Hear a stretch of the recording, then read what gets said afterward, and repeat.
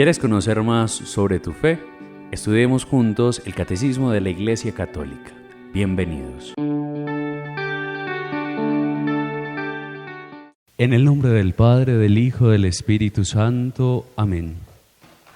Tu gracia, Señor, inspire, sostenga y acompañe nuestras obras para que todas ellas broten de ti como de su fuente y tiendan a ti como a su fin, por Cristo nuestro Señor.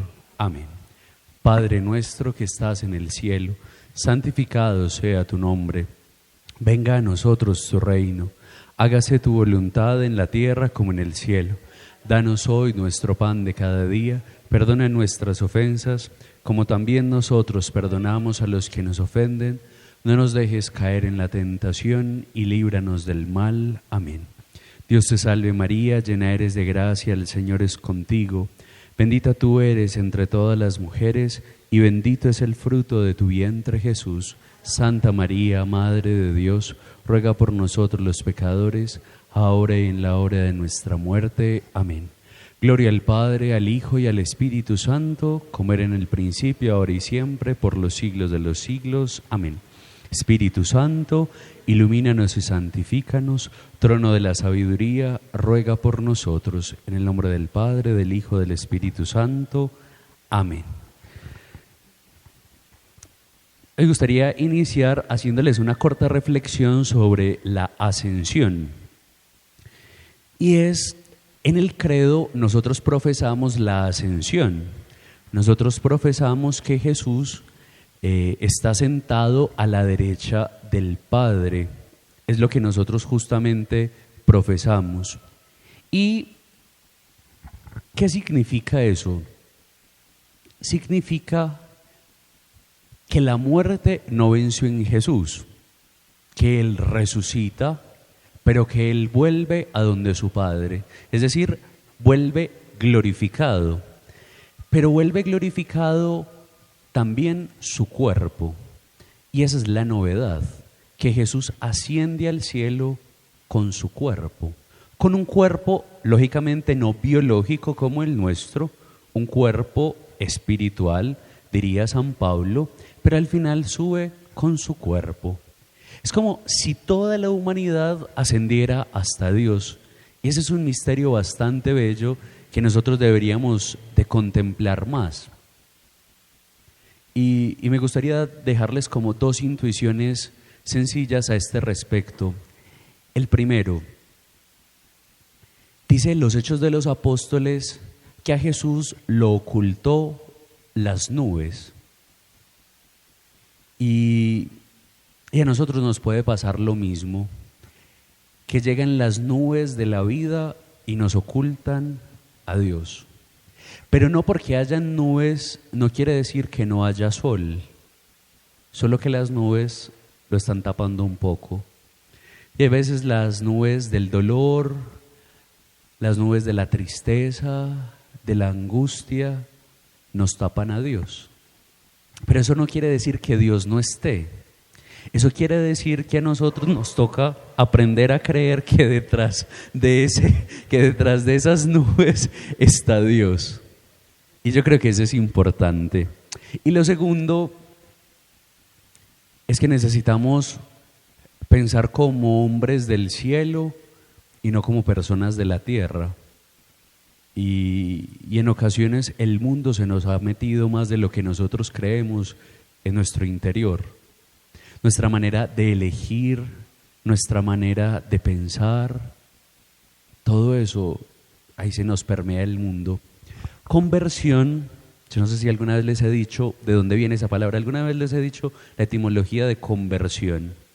Conversión viene de la palabra griega metanoia.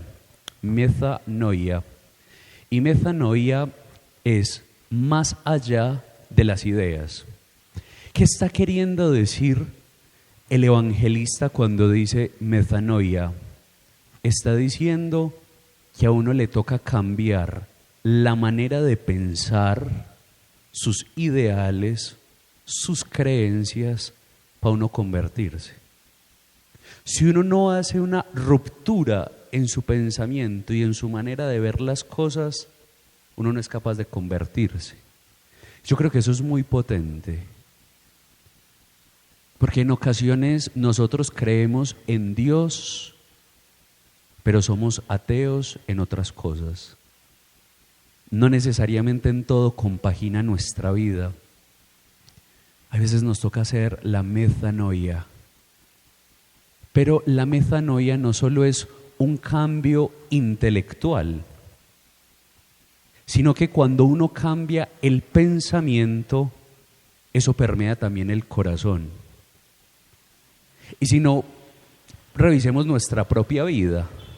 Cuando uno solo piensa en tristezas y angustias, ¿qué pasa en su vida? Exactamente lo mismo, eso se le permea a uno en todo el ser. Si uno hace una conversión del pensamiento, uno hace una conversión de la vida. Y hay dioses en los que nosotros no deberíamos de creer, y creemos. Por ejemplo, creemos en el Dios que nos sirve a nuestro modo. Y nosotros deberíamos ser ateos de ese Dios.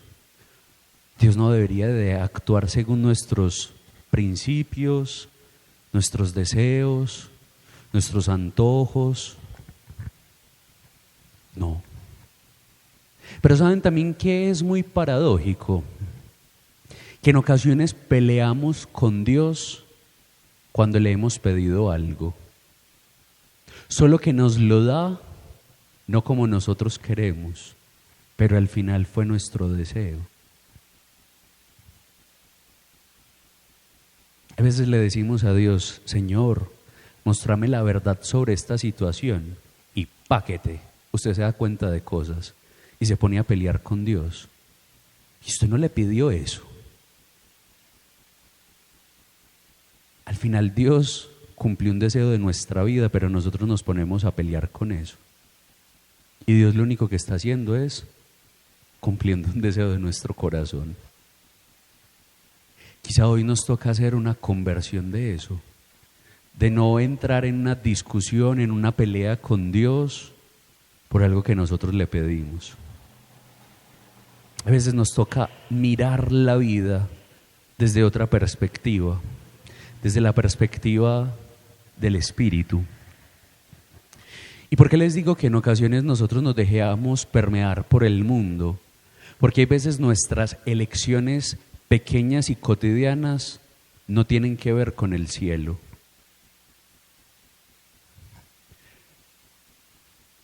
¿Por qué aspiramos a ser más exitosos, a tener más dinero, a tener más prestigio, a tener más poder? Eso será lo del cielo. Hay veces somos muy terrenales y la ascensión nos debería hacer recordar a nosotros de que somos hijos del cielo, que no somos hijos de la tierra y que al final todo pasa, todo pasa. Esos días visité La Pilarica. La Pilarica es un hogar sacerdotal de padres ya mayores. Y fuimos a visitar a unos padrecitos y después me devolví con otro padre y comenzábamos a hablar. Este padre, ¿cómo era de importante? Este padre que todo el mundo le preguntaba cómo hay que hacer. Y ahora ni la gente se acuerda de su nombre. Ven que en ocasiones cosechamos mucho para el mundo.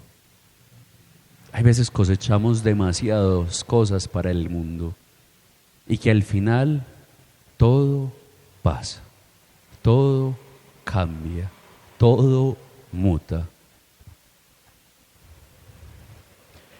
Si hoy nosotros muriésemos, ¿cómo quisiésemos ser recordados? Y si eso, de la manera en la que queremos ser recordados, si lo estamos haciendo para que se cumpla. Si hay veces vemos la muerte como un lejano, pero quizá no está tan lejos como nosotros creemos. Si hoy muriésemos, le podríamos decir como Jesús al Padre, todo está cumplido. ¿O qué pendiente tenemos todavía? En lo humano, en lo espiritual, en todo. Todo está cumplido. ¿O qué tenemos de pendiente en la vida? Quizá necesitaríamos ser más conscientes de ello, de que nosotros en cualquier momento podemos pasar, en cualquier instante, en cualquier instante.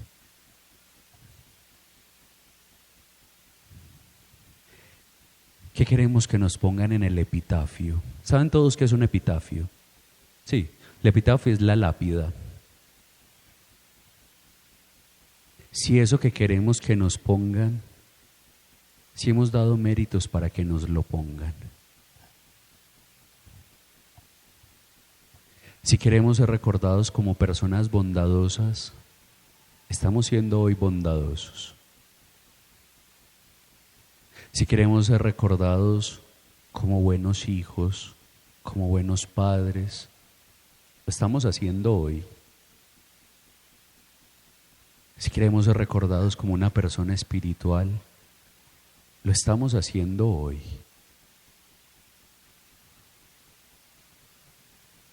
También necesitamos ser conscientes de eso, que la vida también requiere de nosotros un grande esfuerzo, incluso en la bondad. La bondad exige de nosotros esfuerzo. La bondad no se consigue de la noche a la mañana.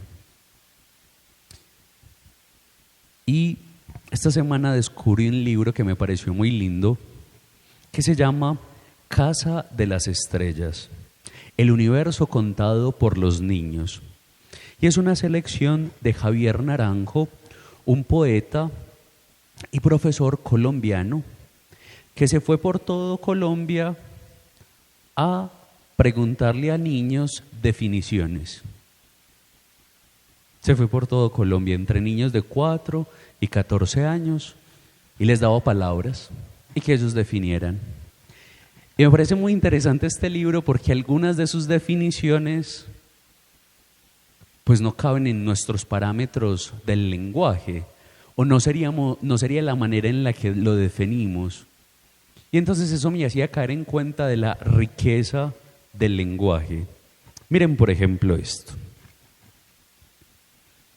Definición de adulto: persona que en toda cosa que habla primero.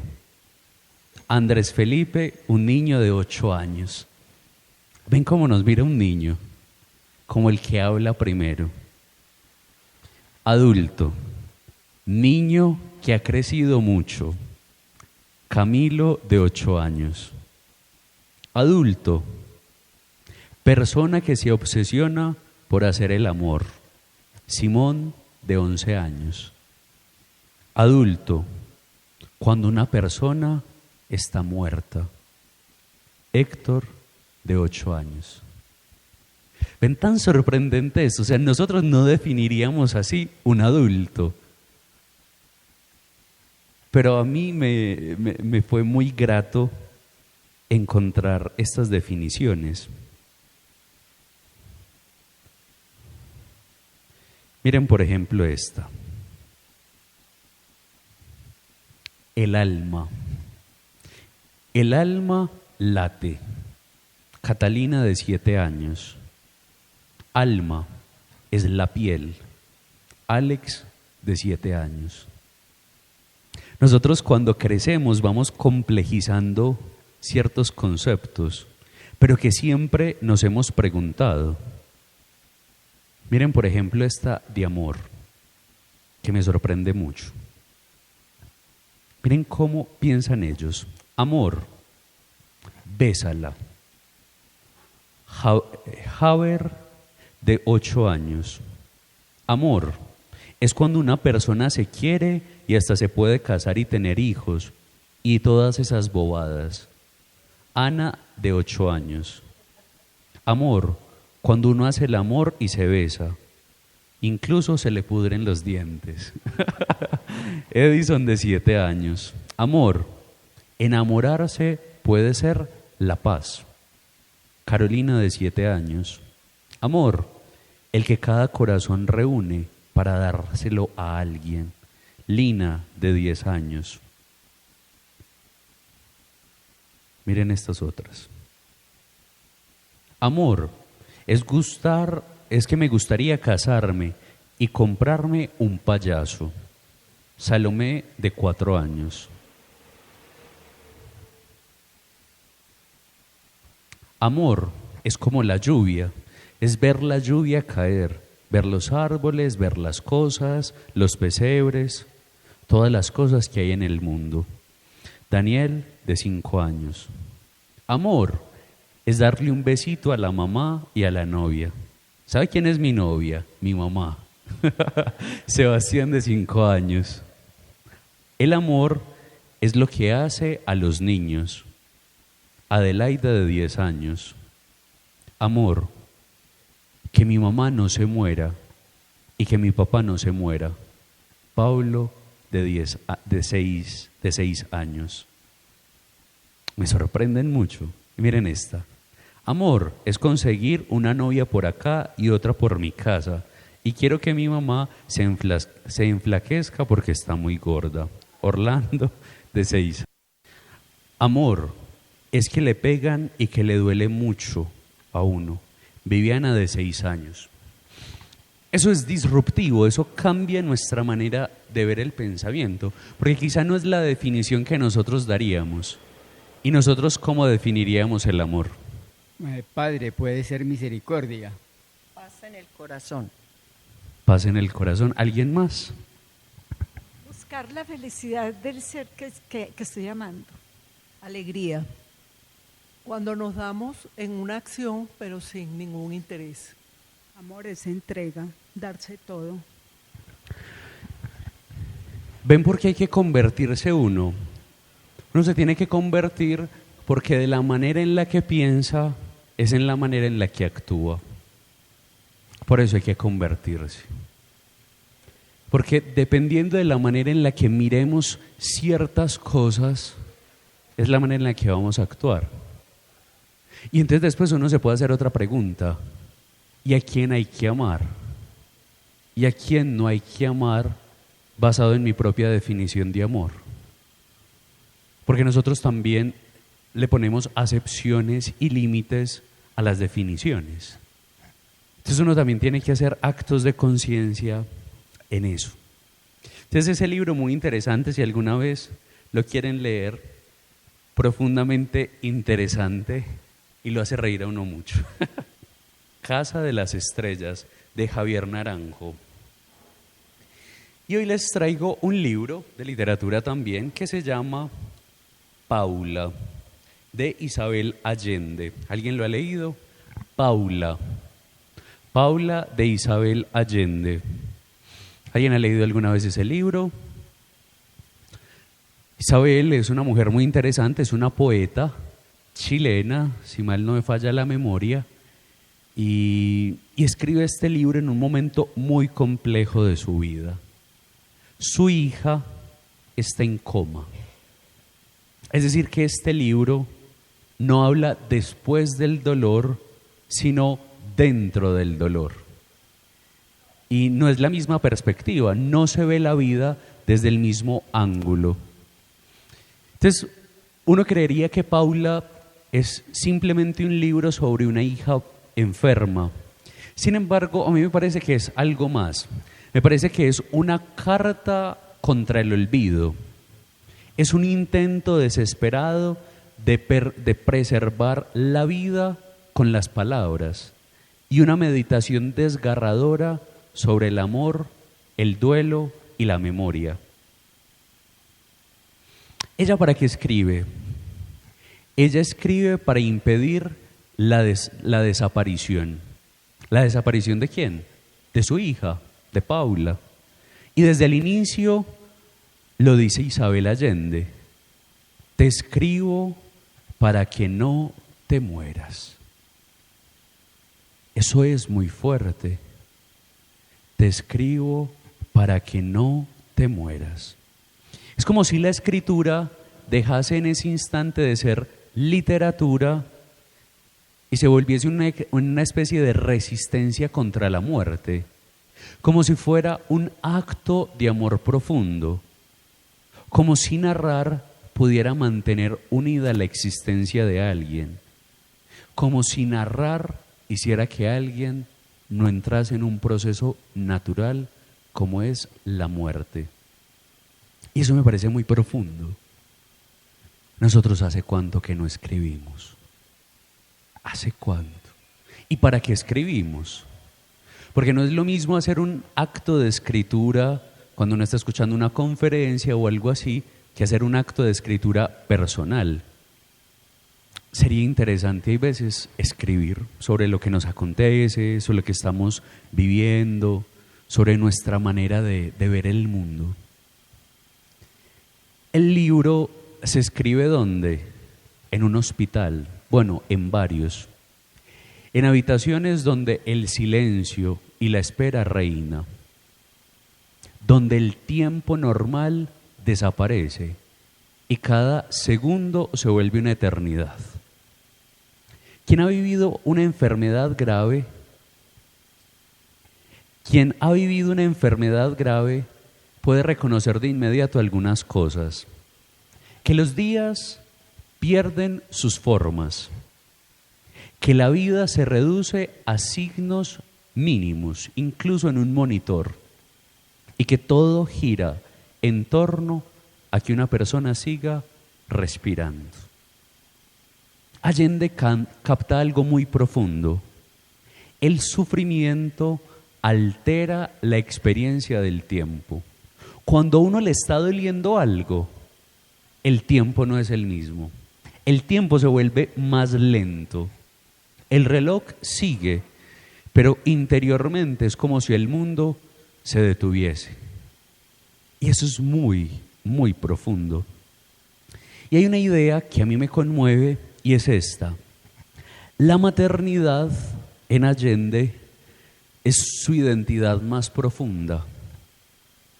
Paula la hace explorar a ella lo que significa la maternidad. La madre descubre que una parte de sí vive fuera de ella. Por eso su dolor no es del otro, sino que es de ella misma. Atraviesa completamente eso la vida de Isabel. La enfermedad de un hijo rompe la ilusión de que nosotros somos individuos. Porque en ocasiones nosotros creemos eso, que nosotros solo somos individuos y ya. Pero no, uno también puede unirse profundamente a otra persona. Uno también puede hacer que la otra persona sea casi que una parte nuestra. Y entonces comienza a hacer algo muy interesante en su libro y es una memoria familiar, la identidad como relato. Mientras Paula duerme, ¿qué hace Allende? Reconstruye sus ancestros, sus exilios, sus amores, sus pérdidas e incluso los secretos familiares. ¿Por qué? Porque la identidad no es algo aislado. Nosotros somos una historia. Ella quiere que Paula recuerde quién es. Ella no escribe este libro para otra persona, lo escribe simplemente para Paula. Y aunque Allende sabe que Paula quizá nunca volverá a despertar de este coma, ella quiere que si algún día despierte, recuerde quién es ella. Muy fuerte eso. Narrar la historia familiar es intentar salvar a una persona de la muerte.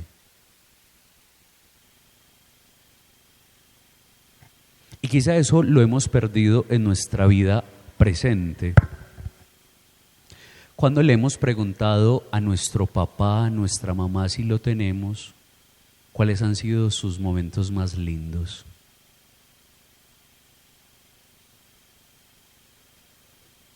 En ocasiones uno lo supone. Pero ¿y si hoy nos sentamos a hablar con los demás? Que nos narren los momentos más dolorosos. Porque uno cree que el otro sabe y yo me he dado cuenta que no. No sabe. Uno puede vivir con la misma persona en la casa y el otro no saber cuál es la gran alegría de uno, aunque la haya vivido con uno.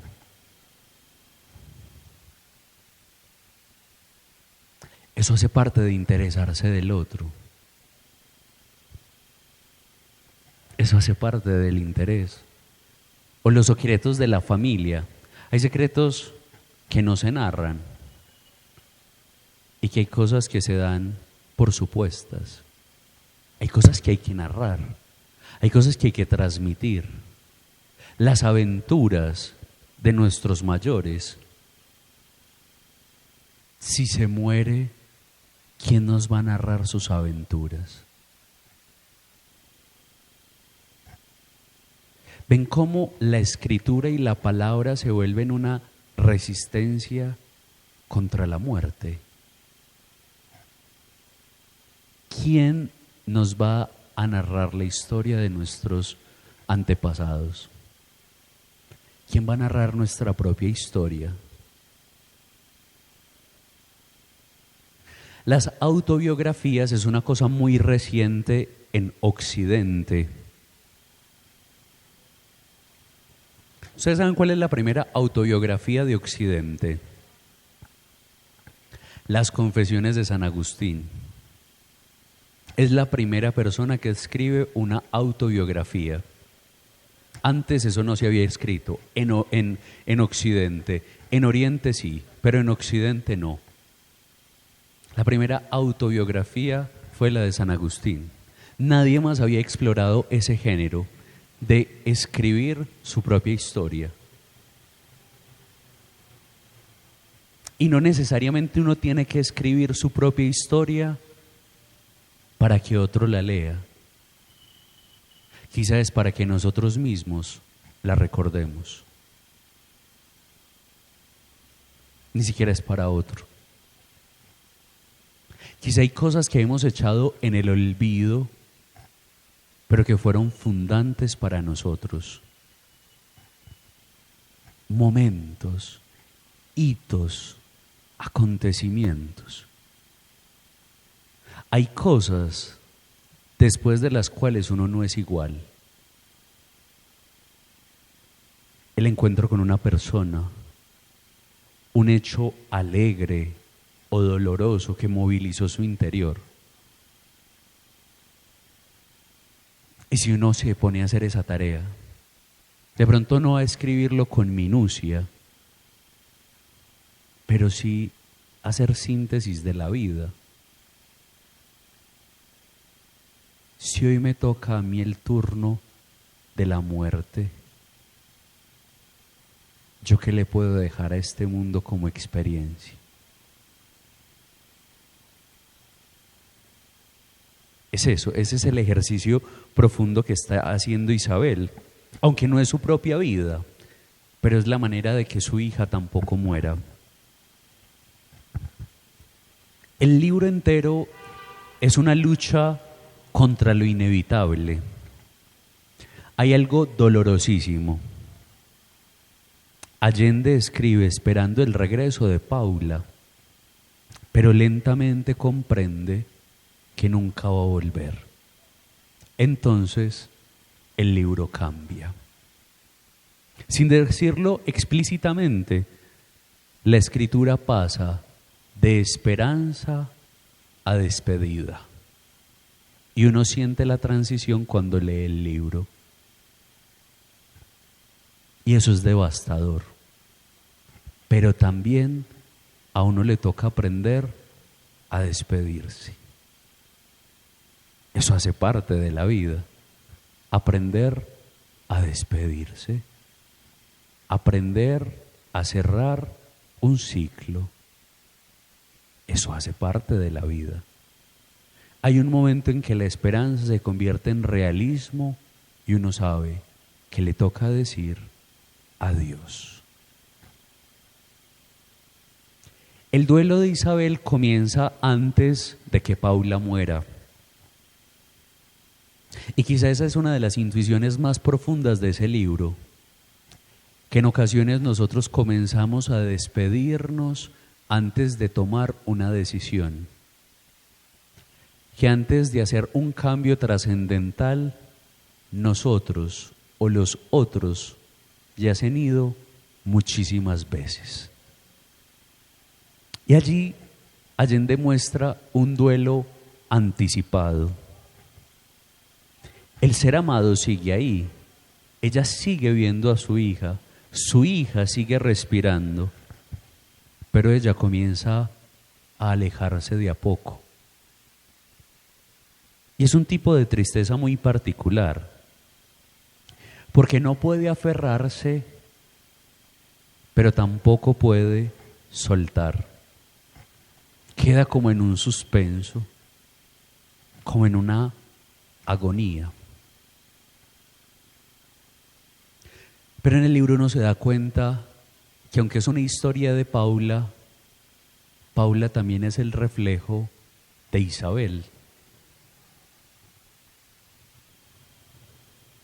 Porque el libro comienza a desnudar lo que está pasando en el corazón de Isabel, porque la parte de Paula no la conocemos. La enfermedad entonces obliga a Allende a enfrentarse a sus miedos, a sus exilios, a sus culpas, a sus pérdidas. Y el dolor actual desentierra dolores pasados, y eso pesa todavía mucho más. Porque cuando uno comienza a decir adiós, comienza a decir, ¿y yo por qué no hice esto? Y así nos pasa a todos. Porque uno no dice adiós solo cuando se va a morir. Uno dice adiós en otros momentos. Usted se va a vivir a otro país por un tiempo porque estudia. En algún instante tendrá que decir adiós. Y ahí nos llegan ciertas angustias, ciertas penas, ciertos dolores, ciertos cansancios. Y el cuerpo de Paula en el libro comienza a tomar otra tonalidad. Deja de ser algo normal y se vuelve misterioso.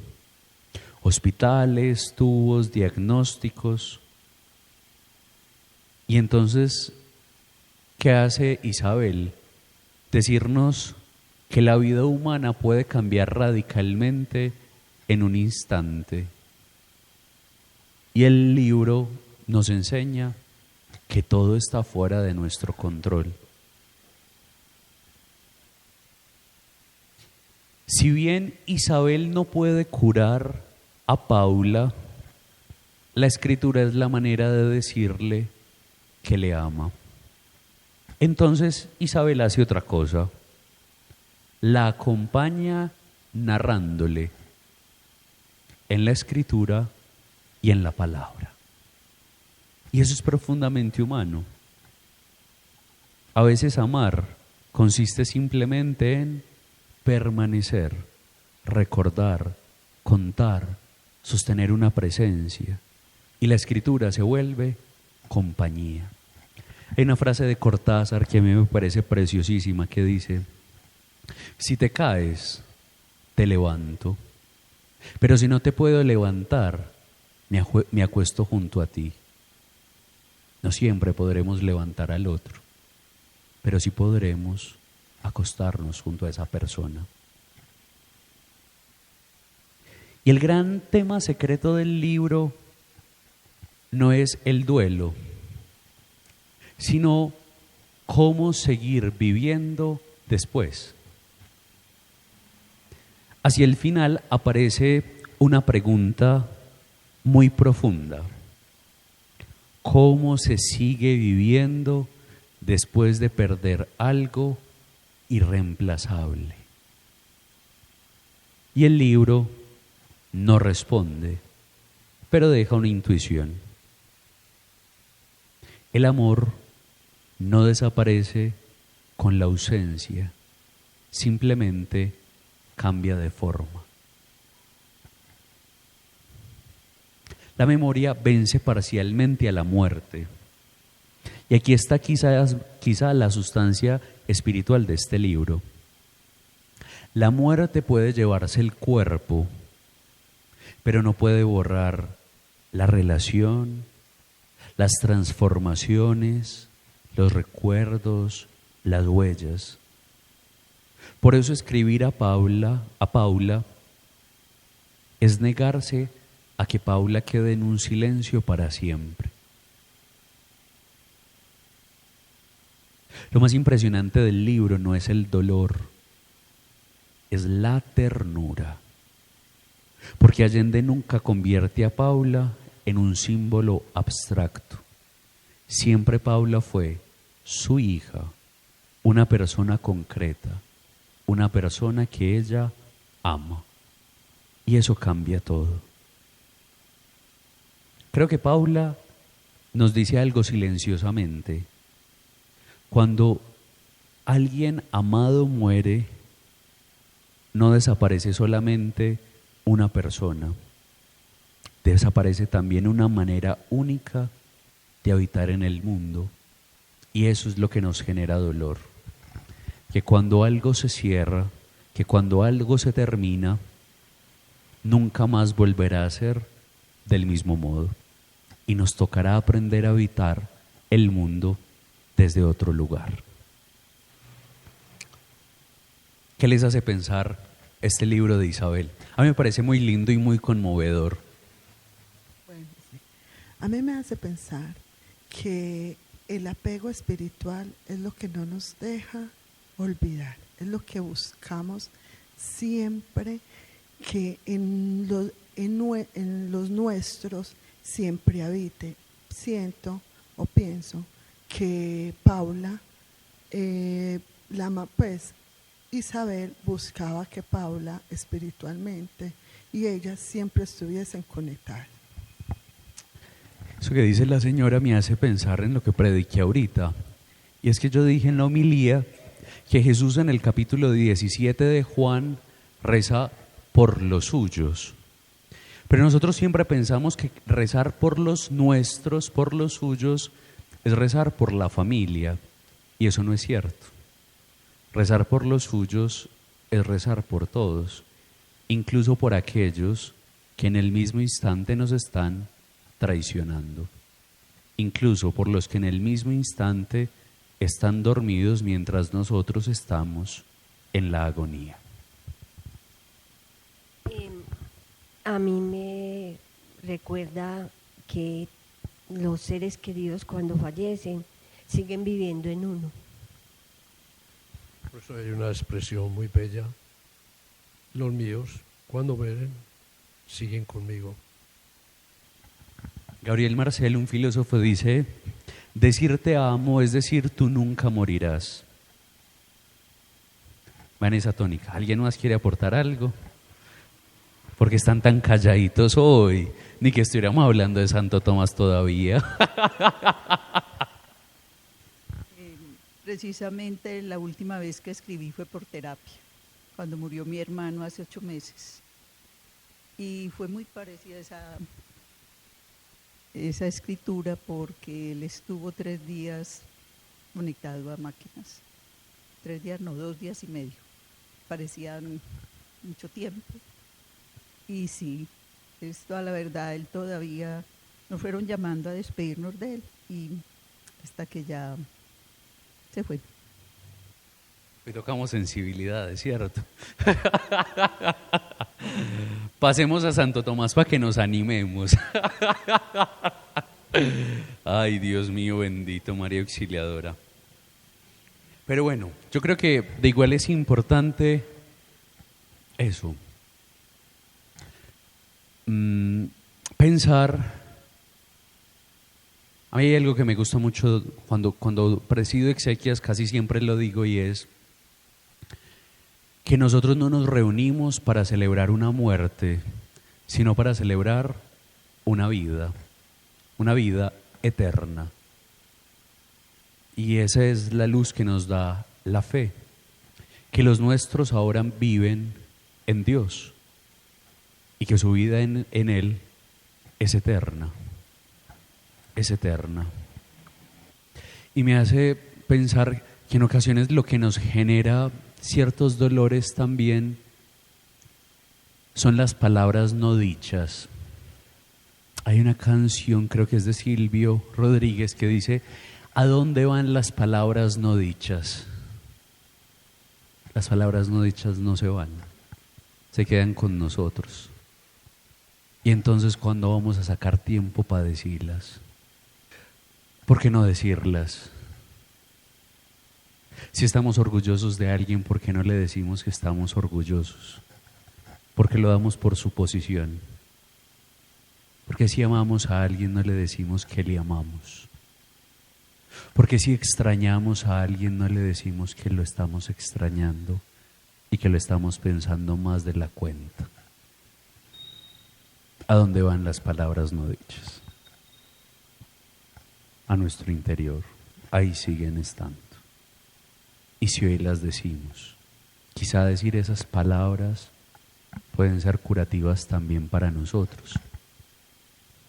Y hay una diferencia entre dos palabras. No es lo mismo decir lo siento que decir perdón. Decir lo siento es un acto egoísta, porque es yo lo estoy sintiendo. A mí no me interesa tú qué estás pensando, si te ofendió o no. E incluso lo hacemos como una afirmación. Si te ofendí, lo siento. Lo hacemos como una afirmación. En cambio, el perdón, como siempre es un regalo, siempre lo hacemos en pregunta. ¿Me perdonas? ¿Me perdonas? No podemos seguir siendo egoístas y diciendo lo siento, porque lo único que sentimos es nuestro propio dolor. Quizá hoy nos toca mutar, cambiar a ¿me perdonas? Me intereso por el otro. Como soy consciente que te hice doler el corazón, perdóname. Perdóname. Nos toca hacer ese tránsito en la vida. Hablemos de Santo Tomás para que nos emocionemos. La quinta vía de Tomás. Ay, verdad. Yo les iba a leer hoy el catecismo, el numeral del catecismo, porque vamos a cambiar. 35, numeral 35. Las facultades del hombre lo hacen capaz de conocer la existencia de un Dios personal, pero para que el hombre pueda entrar en su intimidad, Dios ha querido revelarse al hombre y darle la gracia de poder acoger en la fe esa revelación. Sin embargo, las pruebas de la existencia de Dios pueden disponer a la fe y ayudar a ver que la fe no se opone a la razón humana.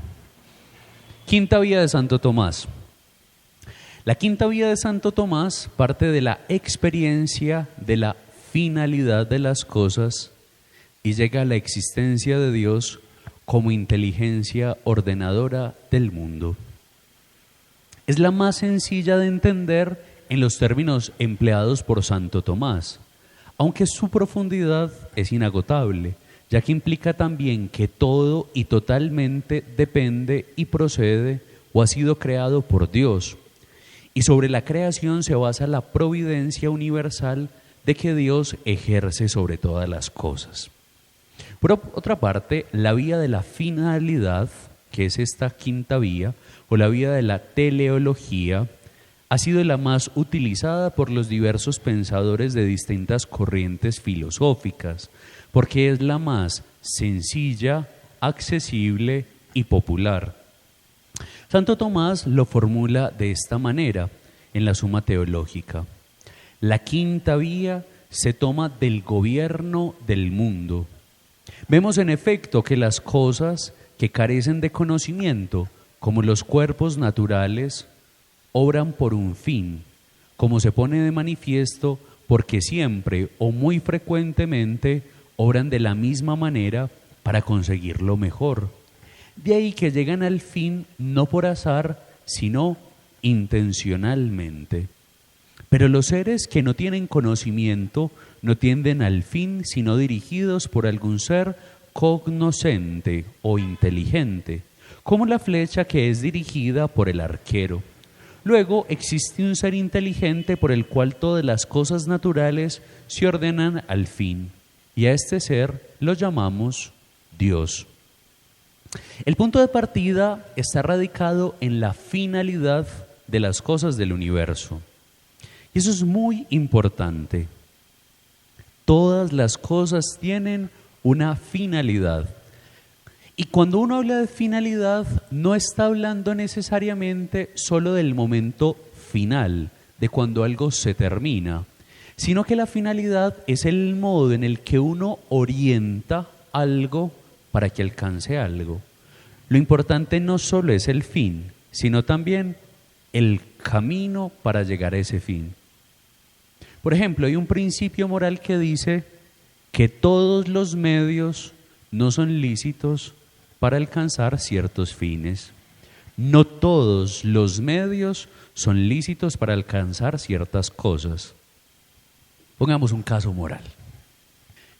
Mi mamá se está muriendo. Hay que hacerle una cirugía muy costosa. Y entonces yo, para pagarle esa cirugía, me pongo de jíbaro. La finalidad es buena, ¿cierto? Conseguir el dinero para que mi mamá pues se cure, le puedan hacer la cirugía. Pero el medio es lícito. No, lo importante no es el fin, es el camino que me lleva a ese fin. Y en ocasiones nosotros cuando hablamos de finalidad solo pensamos en que uno llegue. No solo hay que llegar, es cómo llegas ahí. ¿De qué modo estás haciendo para llegar ahí? Porque no todos los medios son justos para llegar. Yo creo que eso también nos debería de hacer pensar en nosotros mismos. Yo soy muy cansón con la fila de la comunión. Muy cansón, muy cansón. A mí eso me enoja. A mí me enoja que una persona se meta a comulgar. ¿Es eso? ¿El fin es bueno? Sí, el fin es bueno, ir a comulgar a mi Dios. Pero el medio es justo, yo metérmele a las personas. No. Y entonces, si un fin es bueno, pero el medio no es justo, ¿el acto es bondadoso? No, no es bondadoso. El acto no es bondadoso. Y eso ya hace que el acto pierda su capacidad de bondad. Su capacidad de bondad. O sea, hay cosas que nosotros aceptamos que no deberían de ser y que las toleramos. Y hay veces nos creemos más vivos o más astutos. Entonces llegan, nos traen una factura de un restaurante o de un lugar X y falta algo. Entonces uno dice, no, yo me voy a hacer el vivo, me faltó esta cosa, entonces no voy a decir que me la cobren. Y creemos que eso es ser vivo y es ser muy inteligente. No. O sea, en ocasiones nuestros actos no son bondadosos. Y a uno le toca prestar atención y sumo cuidado en eso. Es cómo vamos por el camino. En el camino no es ir por encima de nadie, sino ir con la gente de la mano. Ir de pie a pie y con bondad mirando. El esfuerzo del uno es el mismo esfuerzo tuyo. Sí, cada persona de igual tiene su ritmo. y uno no puede exigirle a otro su propio ritmo. Cada uno tiene su ritmo, cada uno tiene su modo de ser. Vemos efectivamente en el mundo seres que se dirigen a un fin. En el ámbito de la experiencia no es algo que se pone de manifiesto al ver que obran de la misma manera para conseguir lo mismo. Es decir, no obran por azar o casualidad, sino intencionalmente. Todo agente tiende hacia un efecto determinado que tiene una razón de fin. Sin embargo, la determinación del agente a realizar una acción es distinta en los seres espirituales y en los que no lo son. En los primeros, al tener inteligencia, se mueven a sí mismos por un fin propuesto y antes han concebido su inteligencia. En cambio, los agentes naturales, aún obrando por un fin, no se les predetermina, ya que no lo conocen. Están como determinados por otro y no por sí mismos. Precisamente el inicio de la vía está constituido por la actuación finalizada en los entes que carecen de conocimiento. De otra manera, todo tiene racionalidad, logos, orden y ley. Con todos estos datos, el razonamiento es sencillo. A. Todas las cosas, incluso las que carecen de inteligencia, están finalizadas. ¿Cómo así que finalizadas? Que tienen un fin, una meta. B.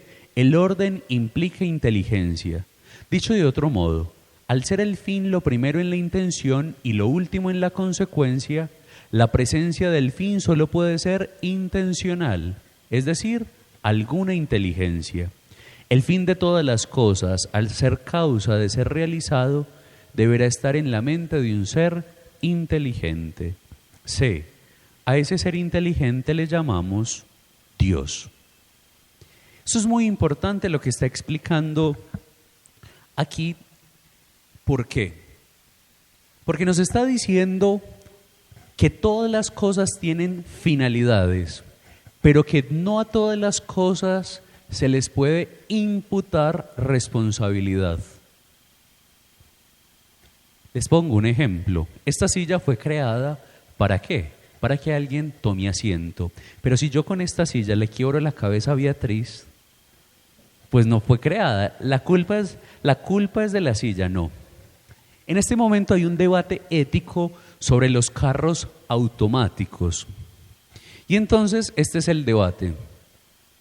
Si un carro automático que no tiene ninguna intervención de una persona hace una infracción o comete un accidente, ¿de quién es la responsabilidad? ¿Del fabricante? ¿La responsabilidad es del que está en el puesto de piloto? ¿O la responsabilidad es del fabricante?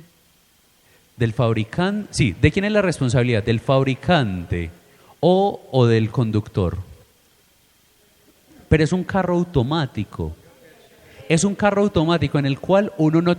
Aún hay carros automáticos en los que usted no puede intervenir. Entonces, ¿de quién es la responsabilidad? Ese es un debate ético hoy, porque hay carros así. ¿De quién es la responsabilidad? Del dueño del vehículo. Pero ¿por qué del dueño del vehículo si el carro usted no lo puede manipular? No importa, el dueño de ese vehículo lo compró a sabiendas de. Entonces, ante la fiscalía, cuando a una persona le roban un vehículo o le roban una moto y cometen un crimen con ella, el dueño de ese vehículo es el que va a ir a enfrentar cargos ante la fiscalía. Pero después usted puede comprobar que usted no usted no la estaba manipulando. A ver, Maritza. Hay dos tipos de responsabilidad. Hay dos tipos de responsabilidad, una responsabilidad penal y una responsabilidad patrimonial. A lo que se refiere la señora es la responsabilidad patrimonial, donde el dueño del vehículo se le hace responsable de los daños que cometa el vehículo. Pero eso es diferente a esa de imputarle responsabilidad penal al que hizo directamente el daño. En este caso, la sociedad siempre va cambiando y tenemos ya un fenómeno que son esos vehículos que no tienen control por parte del dueño, sino que los hacen precisamente para que puedan desplazarse, etcétera. Ese tema todavía no ha sido resuelto, porque ahí el dueño del vehículo prevé que todo funcione, pero a veces, por ejemplo, las vías son las que hacen que el vehículo, entre comillas, se equivoque. Entonces, ¿quién entra a responder? Ese es un debate que todavía se está dando. Sí, es justamente lo que les estoy presentando. O sea, ¿de quién es la responsabilidad? ¿De quién? Del dueño, pero si él no tiene control sobre el carro. Del fabricante, pero es que el fabricante tampoco prevé todas las condiciones. Entonces, ¿de quién es la responsabilidad? Si hay un accidente, ¿quién responde? Soñando, hago una abstracción. Debe responder Elon Musk o Xi Jinping. Hay una anécdota y es el cuento de una vaca. Había una vez un almacén. Alguien compró unos zapatos. Esa persona se le dañaron sus zapatos, pero va y hace el reclamo. Siempre nos dicen, tiene garantía. La persona va por su garantía. Cuando va por su garantía le dicen, señora, se me dañó el zapato. ¿De quién es la culpa? Señora, no es de nosotros. La culpa es del dueño, o sea, del que hizo el zapato. Va donde el dueño, el que hizo el zapato. ¿De quién es la culpa? No, la culpa es del que hizo el cuero. Listo, va donde el que hizo el cuero, pero el cuerero le dice no, la culpa es del que me vendió la vaca. Va donde el que le vendió la vaca y le dice no, la culpa es de la vaca. En sí la culpa es de todos por permitir irresponsabilidad.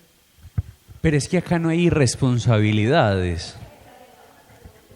Aquí no hay irresponsabilidades porque el que está conduciendo no tiene control sobre el vehículo. Entonces, de algún modo él no puede hacer nada. Pero el fabricante del carro pues no puede contemplar todas las opciones tampoco. Él hace ciertas pruebas y siempre hay posibilidad de error. Pero es que acá estamos hablando de que puede atropellar a alguien y lesionarlo o incluso causarle la muerte. Entonces, ¿de quién es la responsabilidad? Ven el panorama tan complejo en cuanto a la finalidad. En cuanto a la finalidad, ¿de quién es la responsabilidad? Pero a uno bien loco que lo va a matar. no, pero es que el carro es automático. Usted simplemente le dice para dónde va y el carro se va solito. Por eso entonces uno va a ver el accidente y no pudo hacer nada. Yo no me compro el carro. No, pero existen, o sea, yo acá no estoy hablando de un plano irreal, estoy hablando de un plano real. Ya existen carros en los que uno no puede intervenir. Eso ya existe. Pero bueno, eso simplemente lo puse como ejemplo, cada uno piense y sigamos con Santo Tomás. Entonces, pero piensen que también hay seres inteligentes en los cuales nosotros podemos influenciar. Entonces no siempre, aunque una persona sea competente, no siempre es libre. Uno también le puede hablar al oído. Entonces pensemos también en nosotros. ¿De qué manera nosotros estamos hablándole al oído a los demás? ¿Y qué les estamos diciendo? Pero también, ¿quién nos está hablando a nosotros al oído? Porque es que todos somos influenciables, todos. Hay personas que para nosotros son creíbles y como lo dice esa persona, lo creemos sin preguntarlo, lo tomamos en automático. ¿Quién tiene la culpa del tema del carro? Yo no sé. Yo también estoy en el debate ético. Yo simplemente puse un debate, pero yo tampoco tengo la solución ni la respuesta. Otra cosita importante que tenemos que tener en cuenta para resolver, hay también dos tipos dentro de la responsabilidad penal, lo que cobija a la culpa y lo que cobija el dolo, o sea, la intención. En este caso, pues no hay intención. Todo se analizaría bajo el aspecto de la culpa. Si ese fabricante, por ejemplo, debió prever que eso puede pasar o no, pero eso es todo un debate de demanda que no vamos a resolver acá. Sí, sí, y que mi ideal tampoco es que resolvamos acá, simplemente les puse una cuestión ética, pues actual. Listo. Entonces, pensemos también, ¿quién nos está influenciando y nosotros a quién estamos influenciando? Y si estamos siendo justos con lo que influenciamos. Porque nosotros también podemos influenciar de un modo no sano. O uno también puede influenciar muy sanamente. Una persona puede cambiar hábitos por las personas que lo rodean. Por ahí no dice un dicho que el que anda entre la miel algo se le pega. Entonces, con las personas con las que uno está, pues algo se le pega a uno también. Pensemos también en esa parte. 2 precisiones. La primera es que podría ser alguien, la primera es que podría alguien estar tentado de decir que el ser inteligente que causa la ordenación a un fin de los seres carece de conocimiento en el hombre, pero esto no puede ocurrir en Dios. Aparte de que en el transcurso de la historia ningún filósofo ha lanzado a esta objeción a la vía de la finalidad, ya que con ello lo único que se consigue es desplazar un problema. Es patente que la mayoría de los seres naturales que carecen de conocimiento no son ordenados a un fin por el hombre. Y los que lo son obligan a plantear el problema de nuevo, de que no se puede decirse que dependan absolutamente de la inteligencia humana. A la inteligencia humana, ¿quién le ordena un fin? ¿Cierto? ¿Qué quiere decir esto? Dios es omnisciente, es decir, Él lo conoce todo. Su sabiduría es completa. Nosotros no somos omniscientes, nosotros somos finitos incluso en cuanto a la inteligencia y en cuanto al conocimiento. Por eso es que hay una cosa que a uno jamás se le puede olvidar, y es que el conocimiento es progresivo. Pero hay esperas o hay cosas que se suponen que a cierta edad deben de estar resueltas en cuanto al conocimiento, por los parámetros que nosotros llamamos normales o congruentes. Pero no siempre se puede aplicar eso. No siempre se puede aplicar los parámetros de normalidad en todos. Por ejemplo, ese es otro concepto muy debatido, por ejemplo, en psicología. ¿Existe la normalidad? Algunos dicen que sí, algunos dicen que no. Y ambos lados tienen su justificación valedera. ¿Por qué llamamos normal a lo que llamamos normal? Nosotros decimos que algo es normal porque hay un consenso. Y entonces a eso lo llamamos normal. Lo que la mayoría piensa, eso se convierte en lo normal. Pero lo normal sí debería ser lo que la mayoría piensa. No sé, hay que pensar, porque hay veces sí y hay veces no. Hay veces sí y hay otras veces que no. Pero cuando hay una persona que piensa diferente, eso es otro tema, pero lo enuncio simplemente, pero no profundizo. ¿Cómo se le llama a una persona que no está en lo normal? Loco. El loco es el que está fuera de lo normal. Y entonces, por ejemplo, Michel de Foucault dice, ¿y nosotros, quién nos dice que el loco sí es el loco y no es el normal? Pero bueno, simplemente tiro la intuición y ya. Entonces, la finalidad está también permeada por todo lo que nosotros somos. De ahí es la importancia de que a uno le toca hacer conciencia de la manera en que pensamos, sentimos y vemos. Sí, hay momentos de transformaciones interiores que piden de nosotros caminos nuevos, caminos en ocasiones no transitados. De ahí surge la segunda precisión.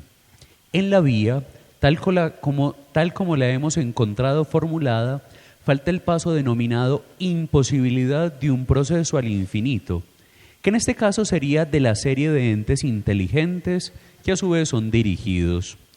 No hay inconveniente en plantearlo, y se verá que puede ser resultado con base en las mismas razones ya expuestas al tratar este paso en las vías anteriores. Pero no lo hace así, quizá en gracia a la brevedad, y más probablemente porque puesto que el punto de partida de la demostración es la presencia de regularidad, orden e intencionalidad en los seres irracionales en general, la necesidad de poner últimamente una providencia para todo el mundo es una evidencia inmediata. Se concluye, pues, en la existencia de una inteligencia suprema ordenadora que responde a la definición nominal de Dios. Hasta ahí, Santo Tomás y sus 5 vías. ¿Alguna duda? ¿Alguna pregunta? Quinta vía, la vía de la finalidad o la vía teleológica.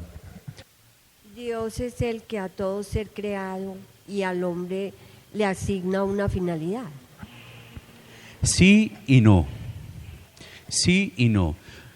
Dios a todos nos da una misión, una vocación, pero hay un aspecto de libertad.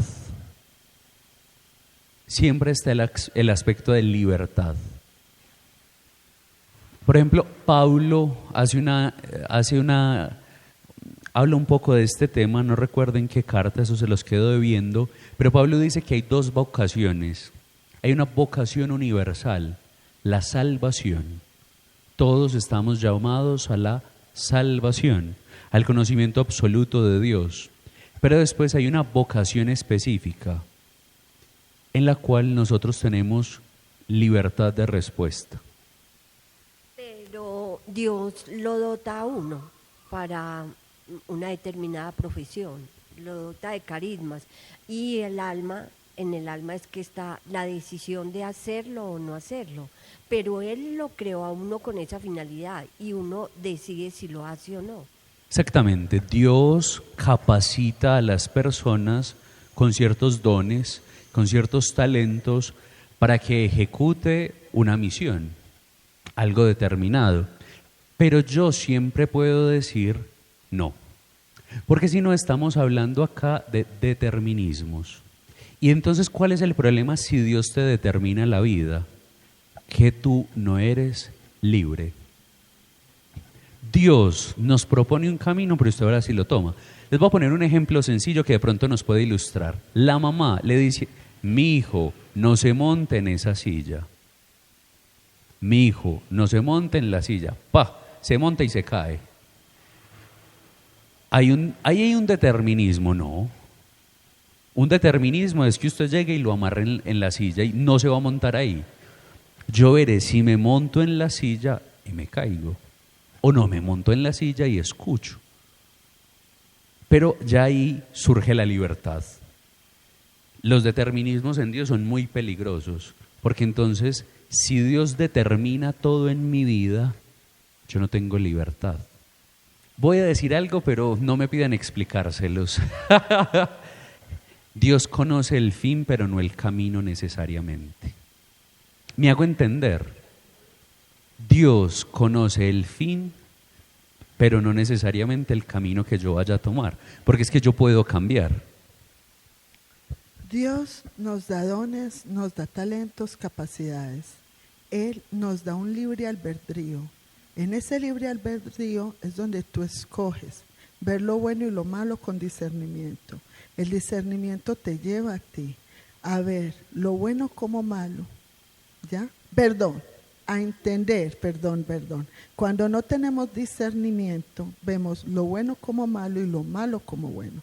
Pero cuando hay discernimiento, Dios nos lleva por el camino y tú escoges qué camino seguir. A ver, eso es muy complicado también, porque también influye en nuestra historia. Nuestra manera de pensar también está conjugada con lo que hemos vivido. Les propuse ahora al inicio las definiciones de un niño sobre amor. No todos piensan igual, porque la manera en que juzgamos ciertas cosas tiene nuestra historia. Nuestra historia. Les propongo un caso. Abrazar a alguien puede ser un signo de afecto o puede ser un signo de violencia. Eso depende de su historia de vida. Utilizar una palabra puede significar algo bello y profundo o puede ser algo dolorosísimo. Entonces a uno también le toca hacer un acto de comprensión de cuál es la cosmovisión de la otra persona y de los discernimientos y de que en ocasiones nosotros tenemos que hacer transformaciones totales de lo que pensamos. Yo con el paso del tiempo he hecho un camino, pero es mi camino, no es el de ustedes, es mi camino. Yo soy ateo de un Dios justiciero, yo. Pero hay otras personas que no. Me hago entender con la expresión.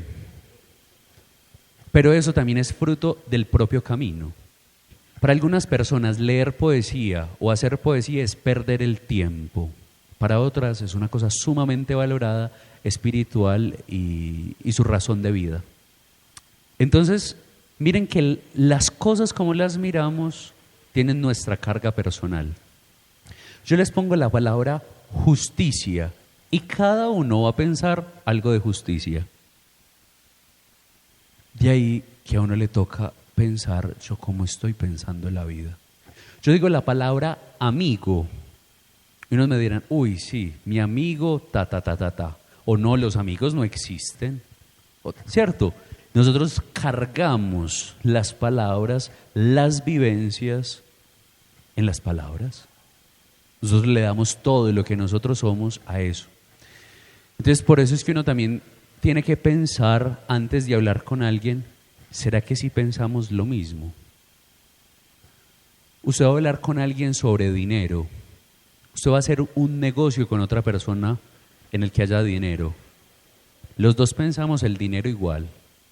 O un lado lo puede pensar desde la avaricia, desde el tener más, desde el retener más, desde el acumular. Y el otro simplemente como un fin necesario para vivir. Cuando haya que tomar decisiones, cada parte va a pensar diferente. Entonces uno también tiene que ser consciente del discurso, de la manera de pensar y de ser del otro. ¿Dudas, preguntas, inquietudes? Bueno, vayámonos con muchas ideas en la cabeza, con muchas conversiones, como les decía al inicio, con muchas metanoias por hacer. Bueno, concluyamos. En el nombre del Padre, del Hijo y del Espíritu Santo. Amén. Señor, danos tu gracia para amar, tu gracia para servir, tu gracia para entregar nuestra vida por los demás. Haz que los caminos que tomemos siempre sean los justos, que el medio para llegar a un fin siempre sea bondadoso. Aleja de nosotros, Señor, la malicia y que siempre optemos por la rectitud del corazón. Gloria al Padre, al Hijo y al Espíritu Santo, como era en el principio, ahora y siempre, por los siglos de los siglos. Amén. El Señor esté con ustedes. La bendición de Dios Todopoderoso, Padre, Hijo y Espíritu Santo, descienda sobre ustedes y les acompañe siempre. ¿Quieres conocer más sobre tu fe? Estudiemos juntos el Catecismo de la Iglesia Católica.